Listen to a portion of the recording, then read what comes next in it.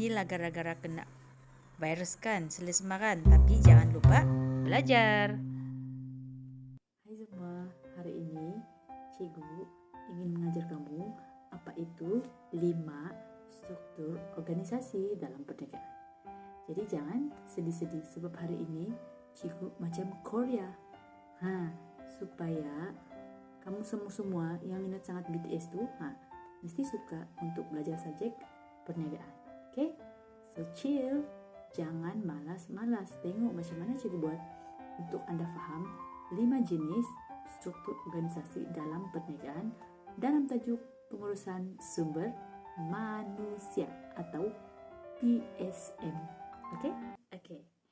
First kali kita akan belajar berapa jenis struktur organisasi yang ada dalam setiap perniagaan ataupun dalam mana-mana organisasi.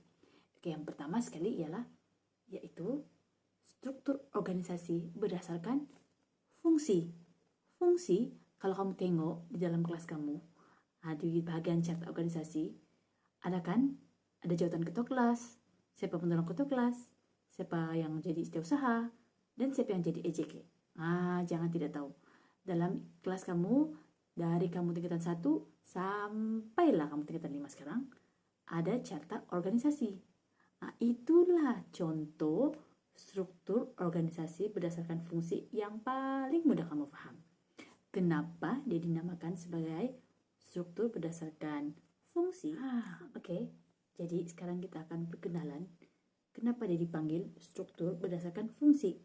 Yang pertama, sebab ramai dan banyak syarikat yang guna carta organisasi ini karena sangat mudah dan senang untuk dibentuk dan dipraktikkan. Lihat saja di kelas kamu. Senang kan ada ketua kelas? Orang akan tahu siapa ketua kelas. Senang untuk dicari. Jadi di sini dalam organisasi berdasarkan fungsi ini dia diwujudkan dalam fungsi utama yang berbeza-beza. Contohnya, kalau dalam sebuah organisasi itu pastinya akan ada bahagian fungsian pemasaran, pengeluaran, contohnya jualan. Tajuk ini kamu sudah belajar semasa tingkatan 4 dalam bahagian fungsian. Oke? So di sini kamu akan buat carta organisasi. First kali kamu akan tulis jawatan yang paling atas. Contoh dalam kelas kamu. Hari ini juga akan tunjuk yang pertama bagaimana melukis atau mencipta struktur organisasi berdasarkan fungsi. Seperti yang Anda tahu, syarikat ini atau organisasi yang ini kita susun kemahiran individu mengikut kepakaran dan fungsi tertentu. Oke, yang pertama sekali kita akan lukis contohnya jawatan paling besar atau paling tinggi di dalam syarikat. Pengurus besar. Oke. Kemudian ini adalah jawatan dan di bawah itu kita akan letakkan nama individu. Contohnya Puan Zara Hamid sebagai pengurus besar. Jadi kita boleh letakkan kotak untuk jawatan ini. Kemudian kita akan ke bahagian kedua ataupun layer baris kedua, itu selepas pengurus besar memberi arahan mengikut buat barisan penolong ataupun pengurus di bahagian bawah mengikut kepakaran masing-masing. Contoh sini ialah pengurus pengurus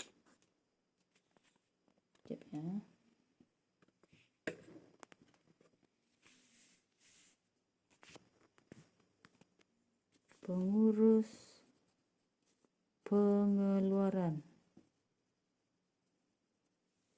Oke. Dan yang kedua ialah, coba bagi contoh 2 saja. Pengurus pemasaran. Dan di bawah ini ialah nama individu yang dilantik sebagai pengurus pengeluaran. Contohnya Inci Hamid.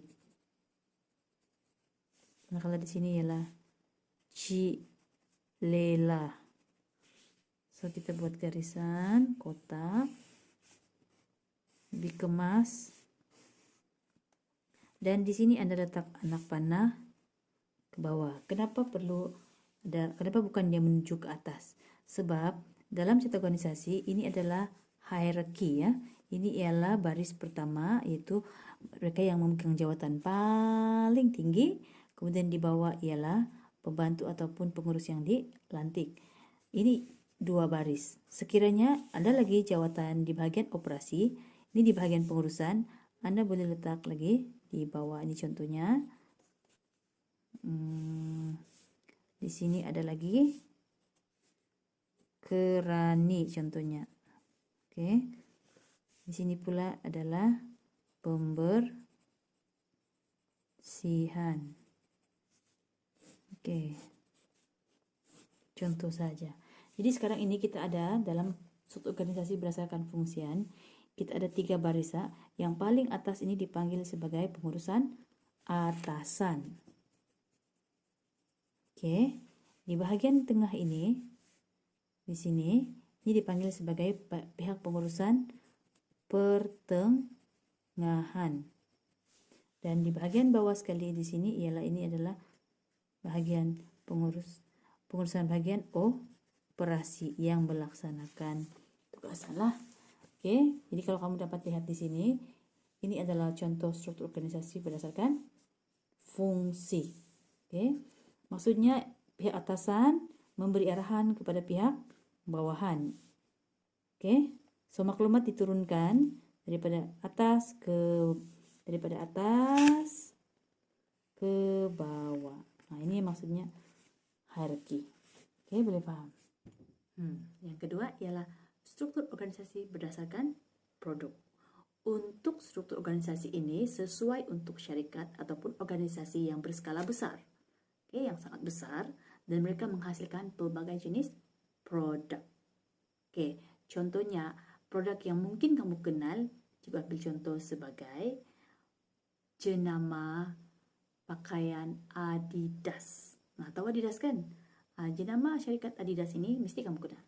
Dia mengeluarkan pelbagai jenis produk. Contohnya dia ada bag, dia ada pakaian lelaki, dia ada pakaian wanita, dan dia ada kasut, serta dia ada aksesoris seperti jam.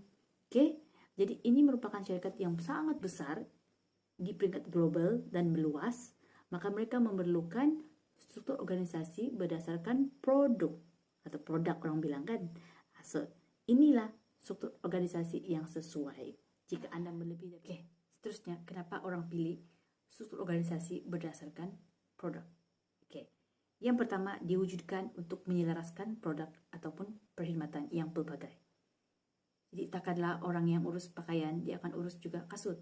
Sebab setiap manusia dia berbeza untuk memilih baju dan kasut.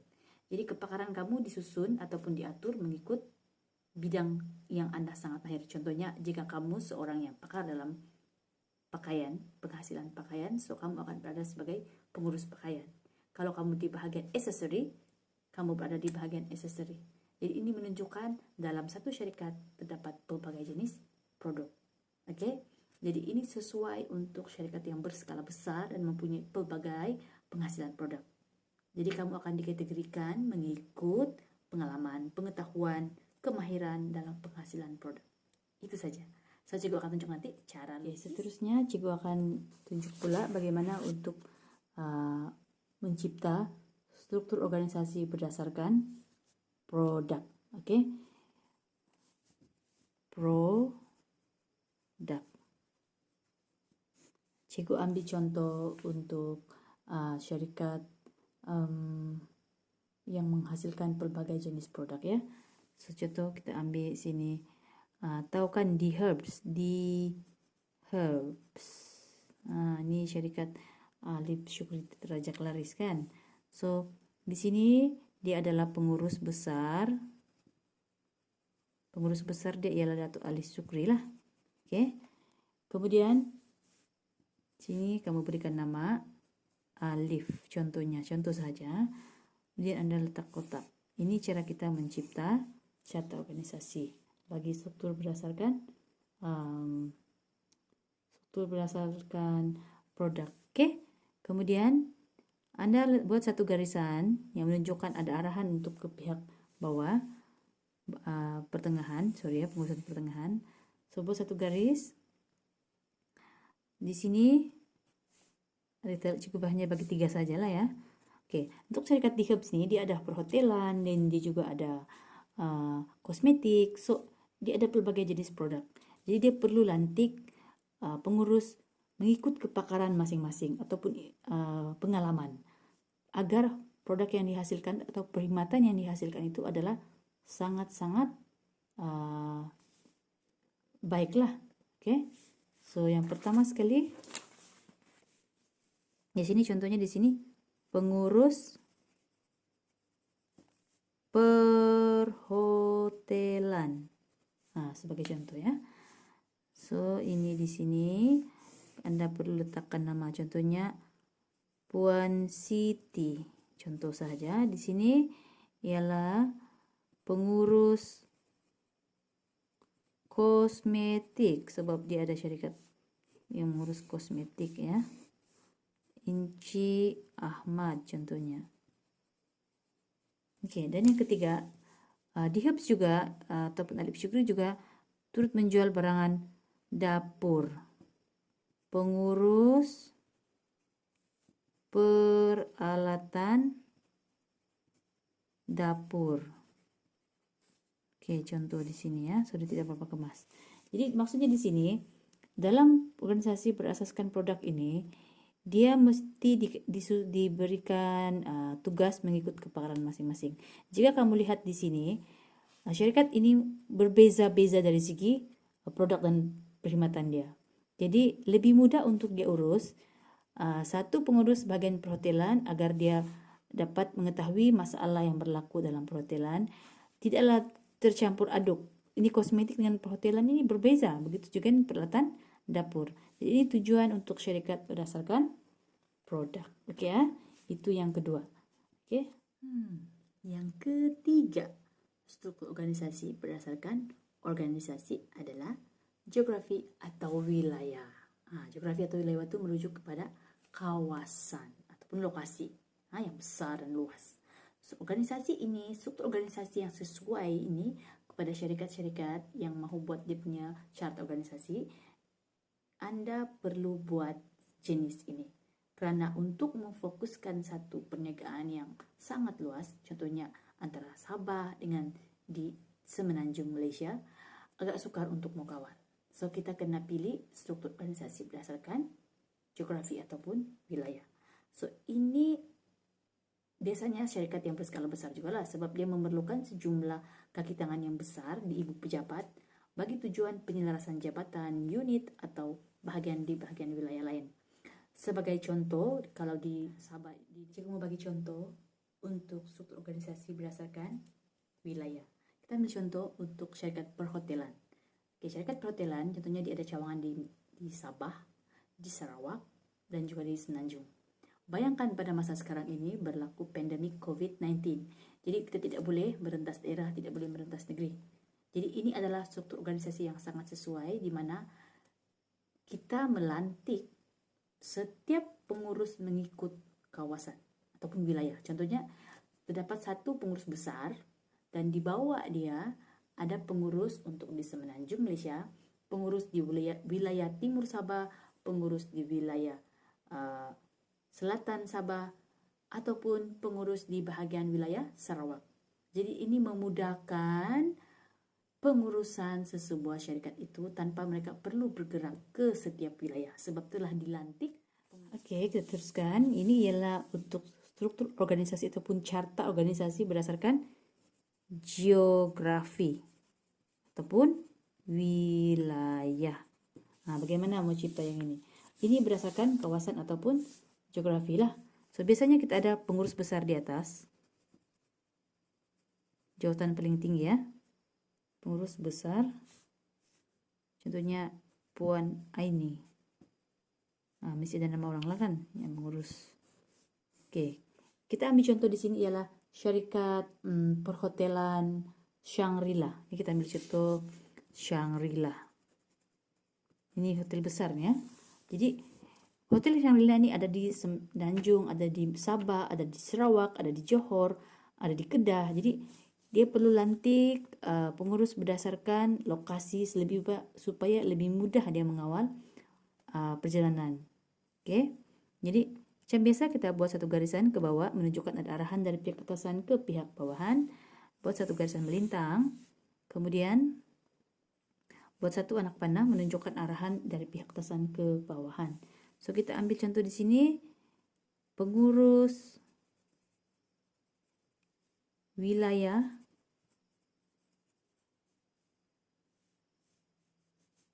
utara. Oke. Dan di sini ada nama, contohnya Cibela. Oke. Utara nih maksudnya untuk di Kedah lah contohnya, sebab kita Semenanjung pun terlalu besar untuk dijaga jika kita menggunakan satu pengurus saja. Oke. Kemudian untuk di Sabah mungkin kamu boleh lantik sebagai pengurus wilayah Sabah. Sebab mungkin hotel ini hanya ada di Kota Kinabalu, jadi cukuplah satu saja pengurus lah. City contohnya, dia punya pengurus. Oke. Dan yang terakhir kita mau jaga juga untuk Sarawak. So di sini Anda boleh pilih, tulis pengurus wilayah Sarawak. Oke, contohnya. So ini menunjukkan arahan ini dari pihak atasan ke pihak bawahan melalui skala geografi ataupun wilayah. Jadi untuk di sini wilayah utara di Semenanjung, pengurus ini hanya akan mengatur di kawasan sini sahaja. Manakala untuk di Sabah, Cik Siti yang akan mengatur dan menyusun program ataupun perancangan syarikat atas arahan daripada pihak pengurus besar. Begitu juga dengan yang di Sarawak. Kelebihan di sini ialah pengurus besar tidak perlu datang ke setiap wilayah ini untuk setiap kali ada masalah ataupun perlu berjumpa dengan staf. Memadailah terdapat pengurus di setiap wilayah. Oke, boleh faham? Ini untuk syarikat berskala besar dan memerlukan pergerakan yang begitu jauh lah. Jadi kalau ada cawangan lagi di Indonesia, maka kamu perlu buka lagi di Indonesia contohnya. Ini jika kamu ada cawangan di luar negara. So ini paling mudah sebab pusat pentadbiran adalah di Kuala Lumpur. Jadi yang melaksanakan tugasan ini ialah pengurus yang dilantik di setiap wilayah. Boleh faham kan? Oke. Yang keempat. Yang keempat ialah struktur organisasi berdasarkan pelanggan. Oke. Untuk struktur organisasi berdasarkan pelanggan ini, dia diwujudkan berdasarkan kehendak dan keperluan pelanggan yang berbeza-beza. Oke. Jadi dia perlu membuat sesuatu pengurusan itu menjurus kepada perkara yang sangat diperlukan oleh pelanggan. Jadi dia tidak bergabung dengan pelanggan yang lain. Oke. Biasanya ini adalah organisasi yang menawarkan perkhidmatan. Paling mudah, paling senang kamu tengok, coba lihat di bank. Di bank bahagian kaunter di bawah itu ialah urusan pembayaran, penerimaan, bil, kad kredit. Untuk pinjaman dia berada di bahagian atas bangunan perbankan. Jadi bank merupakan salah satu organisasi yang berdasarkan pelanggan. Dalam struktur organisasi berdasarkan pelanggan ini, cikgu sebut contohnya ialah perbankan yang paling banyak ataupun mana-mana syarikat berasaskan perkhidmatan. Okey, kita ambil contoh bank. Kalau kita pergi bank, dia ada bahagian untuk ATM, mesin ATM. Nampakkan untuk mereka yang mahu mengeluarkan duit ataupun uang. Terdapat juga mesin deposit untuk mereka yang mahu membuat pembayaran melalui ATM. Okey. Dan untuk pelanggan yang mahu berurusan di bahagian kaunter, mereka perlu berjumpa dengan pegawai bank di bahagian kaunter, sama ada untuk membuka akaun baru atau mahu membuat pinjaman, kena merujuk kepada pegawai yang menguruskan bahagian pinjaman. Jadi di dalam perkhidmatan bank, biasanya dia ada perkhidmatan kaunter, perkhidmatan mesin ATM, perkhidmatan khidmat nasihat pelaburan dan juga perkhidmatan-perkhidmatan lain. Seperti mungkin ada yang menjalankan arahnu, itu pajak kadai. Seterusnya ialah untuk struktur organisasi berdasarkan pelanggan. Macam cikgu terangkan tadi, sesuai untuk bank. Contohnya kita ambil bank BSN. Ada sini ya. Contohnya pengurus besar dia ialah Cik Aina. Kemudian kita buat satu garisan ke bawah. Ini menunjukkan arahan dari pihak atasan ke peringkat bawahan. Dan kita akan kategorikan pengurus kita kepada keperluan pelanggan. Kalau kita lihat di sini, untuk pelanggan A, untuk segala urusan di bahagian counter, contohnya dikendalikan oleh Encik Fauzia.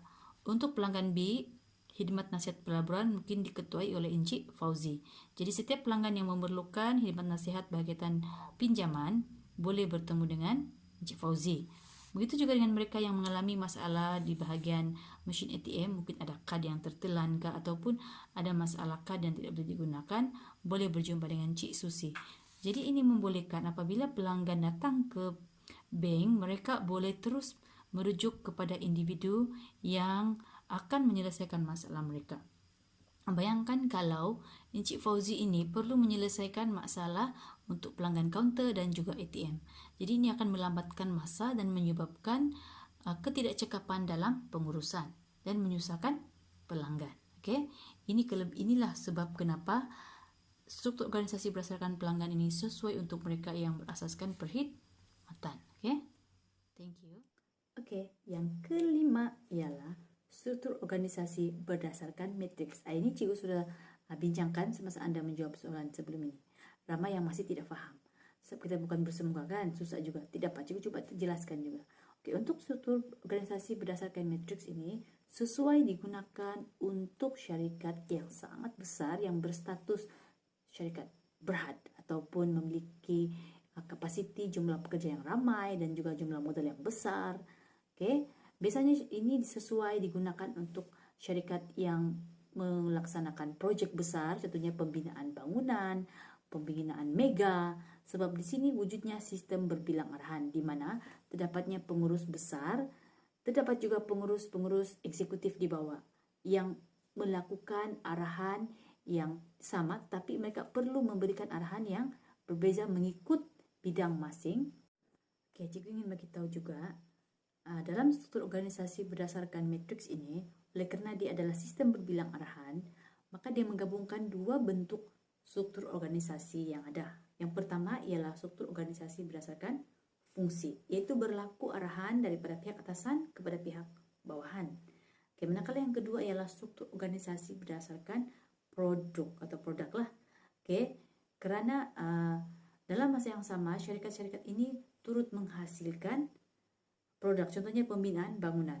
Jadi mereka menggabungkan dua elemen struktur organisasi. Mungkin ada yang keliru. Sebenarnya struktur organisasi yang cikgu cakap ini sebenarnya carta organisasi, di mana kita boleh lihat hierarki pengurusan, siapa yang di atas dan siapa yang Okey, yang terakhir itu struktur organisasi berdasarkan matriks. Okey. Struktur organisasi berdasarkan matriks.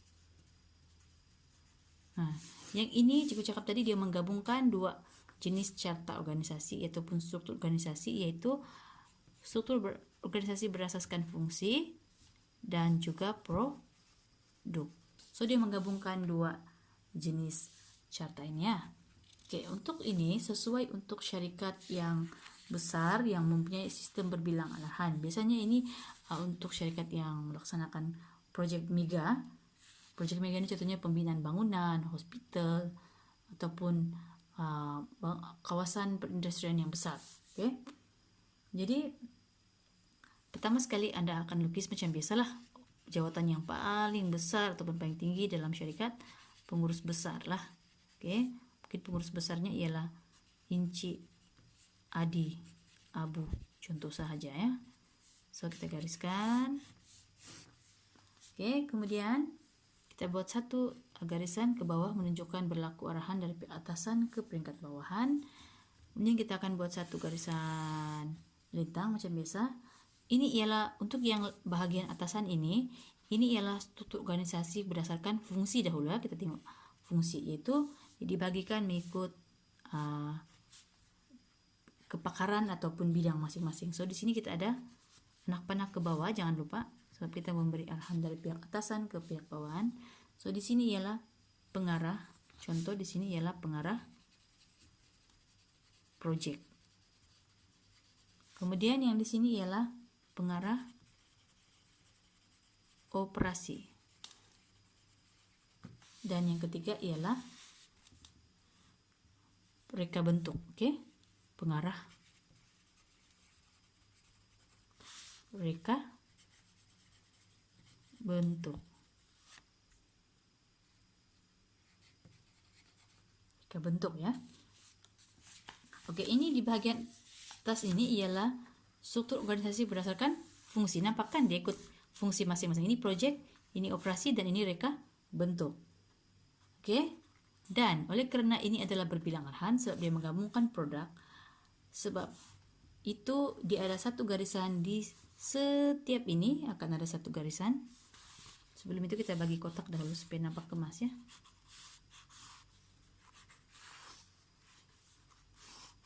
Oke, di sini ini ada nama individu masing-masing lah. Ini Abu, ini Aman, ini Siti contohnya yang diberikan tanggung jawab. Oke, so yang di sini pengarah operasi contohnya ada satu lagi garisan ke bawah. Oke, so di bagian pengarah project ini mungkin kita ada pengarah project yang berbeza-beza mengikut produk. Contohnya di sini eksekutif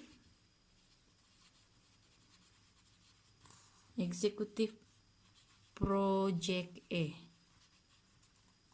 Oke.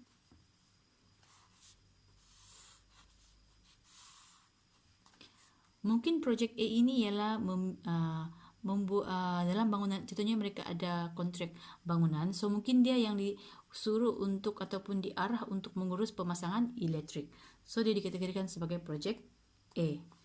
Oke, apabila dia disebut sebagai project E dan dia mungkin mengatur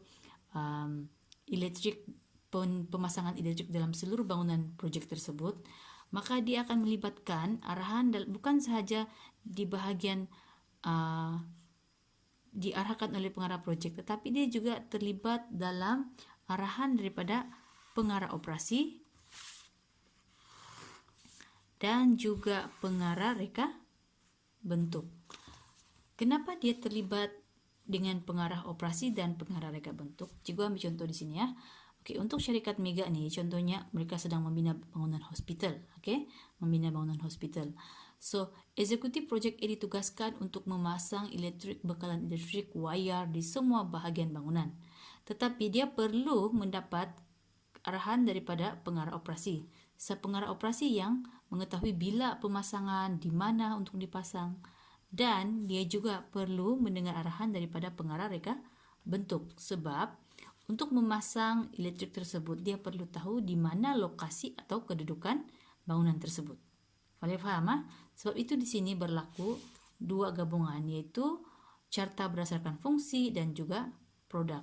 Di bahagian atas ini ialah carta organisasi berdasarkan produk. Fungsi ya. Dan di bawah sini berdasarkan produk. Contohnya ini tadi dia ialah project E untuk memasang elektrik, tetapi dia masih juga mendapat arahan daripada pengarah operasi dan pengarah reka bentuk, saling berkaitan sebab mereka berada dalam satu kumpulan untuk menyempurnakan project yang telah mereka buat. Oke. Mungkin dibawa lagi kita tambah eksekutif project B contohnya. Oke.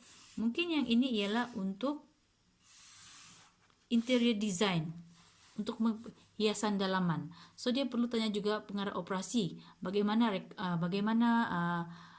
bila mereka boleh pasang, contohnya pasang perabot, cermin. So mereka perlu tanya bila dia perlu pasang. So semua ini saling berkaitan dan ini memerlukan jumlah pekerja yang ramai. Ini sesuai untuk syarikat-syarikat yang terlibat dalam project Mega, ataupun program project pembinaan dan sebagainya. Jadi tujuan kita belajar hari ini ialah untuk mengetahui cara mencipta carta organisasi atau yang dipanggil sebagai struktur organisasi dalam perniagaan. Jadi tujuan kamu belajar ini ialah supaya Anda tahu apakah jenis struktur organisasi yang sesuai Anda guna apabila hendak membuka perniagaan nanti.